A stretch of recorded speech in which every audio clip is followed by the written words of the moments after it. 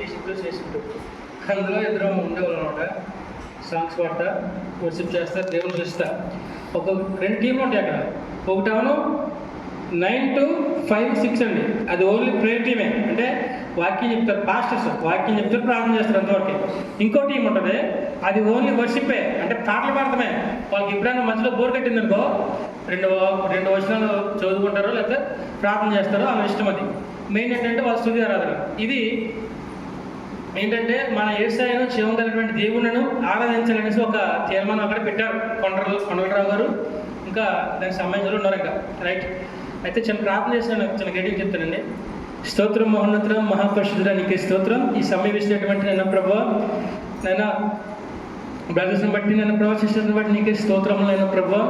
ఈరోజు తండ్రి ఇక్కడ మేము తండ్రి మా పాదాలను ఇక్కడ తీసుకొచ్చిన ఇక్కడ పాదదులు ఇక్కడ దులుపుటైన ప్రభు నీ చెత్తనైన ప్రభు నీకే స్తోత్రమైన ప్రభువా. మీరు ఎక్కడైతే వెళ్తారో అక్కడ సమాధానం కలుగును కాకాన్ని సర్వించడానికి స్తోత్రం.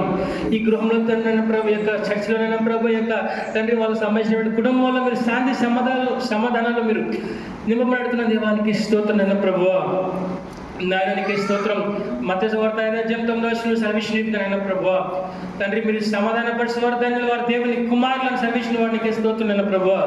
ఆ వాగ్దానాన్ని వీళ్ళ కుటుంబంలో తండ్రి, మా కుటుంబంలో తండ్రి ఇక్కడ ఉన్నటువంటి వాళ్ళని మీరు నెరవేర్చబడుతున్న దేవానికి స్తోత్రం.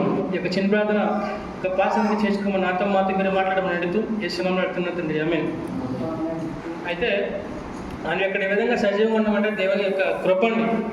అయితే కోదాడ ప్రాంతంలో ఒక పాస్టర్ గారు, ఆ పాస్టర్ గారి పేరు ఎంత ఐడియా లేదు, మర్చిపోయాను. అయితే హైవే మీద వెళ్తున్నారు బైక్ మీద, పక్కనే స్కార్పియో వెళ్తుంది. స్కార్పియో ఏమైందంటే టైర్ పేలిపోయిందండి. టైర్ పేలిపోవడం జరిగింది. ఆ టైర్ పేలిపోతే ఏమవుతుంది, ఆ పక్కన ఉన్నటువంటి బండిని కొడేసింది. ఆయన వెళ్ళి అవతలి పట్టాడు, స్పాట్ అవుట్ అండి. ఇక్కడ ఇలాంటి భయంకరమైనటువంటి దినాల్లో మనం ఉన్నాం. అక్కడ ఎవరు తప్పది? కారు డ్రైవర్ తప్ప కాదు కదా, ఈ బైక్ కూడా తప్ప కాదు కదా. అంటే ఎరకలకు ఉండడం తొలి కూడా ఒకటి, అమ్మలు కూర్చున్నప్పుడు ఇద్దరు కూడా స్పాట్, అంటే ఒక ఆయన పాస్టర్ గారు స్పాట్ అయ్యాడు అనమాట. అయితే ఇలాంటి భయంకరమైన దినాల్లో మనం ఉన్నాం. ఇది మన శక్తి వాళ్ళు అంటారా, మన యుక్తులు అంటారా? యుక్త ఆలోచన. మన శక్తియుక్తులు మనకు పనిచేయవు ఒక్క క్షణం కూడా మనం బ్రతకడానికి కాదు, అవునంటారు కదా, రైట్. ఒకసారి ఇక్కడ మనం ఉన్నాం కాబట్టి దేవుడు మనందరం కూడా సమాధానాన్ని కలిగిస్తాడు. మత్తయి సువార్త 5:9 నాకు చెప్పాను, సమాధాన పరిచేవారు ధన్యులు, వారు దేవుని కుమారులు అనబడతారు, రైట్. అదేవిధంగా సంఖ్యాకాండం 6:26 చదవగలరా? Numbers 6:26 versus. సంఖ్యాకాండం 6:26. దాసువాన్ని బట్టి కానీ, వాళ్ళ బ్రదర్ని బట్టి కానీ, సిస్టర్ని బట్టి లేకపోతే ఇక ఈ సెక్స్లో ఉన్నటువంటి అందరూ బట్టి కానీ, లేకపోతే ఫ్యామిలీ బట్టి కానీ, మీ అందరి మీద కూడా దేవుని యొక్క సమాధానం సన్నిధి మీ మధ్య ప్రకాశించబడునుగాక, ఆమేన్. ఆనాడు 7 సంవత్సరాలు ఆయన వాళ్ళ తాతగారు ఏం చేసేవారంటే, మేకల్ని ఏం చేసేవారంటే, మేకపోతుల్ని కరికి రక్తం తాగి చంపేవాడు. రక్తాన్ని కక్కి 7 సంవత్సరాలు ఆ యొక్క శాపాన్ని అనుభవించాడు యేసయ్య గారు జీవిత చరిత్ర.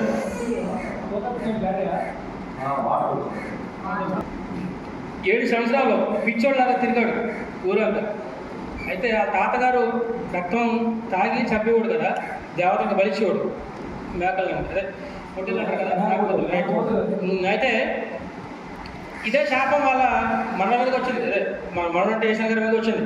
ఈ విధంగా తిరుగుతూ ఉన్నారు. అయితే ఎప్పుడైతే ఒక చర్చికి వెళ్ళాడో, ఆయన ఆ చర్చిలో అనుకోకుండా వెళ్ళాడు, అరస్పక్కకి వెళ్ళాడు, బయటకు వచ్చాడు. వచ్చినప్పుడు ఆయన పాస్టర్ గారు వచ్చారు, ఎవరు బాబు అన్నాడు, ఆయన ప్రార్థన చేసి పంపించాడు, బయటకు వెళ్ళిపోయాడు. ఇలాగ వెళ్ళిపోతూ ఉన్నప్పుడు ఏమైందంటే, ఒక కాంతి ఆయన మీద ప్రకాశించింది కదా.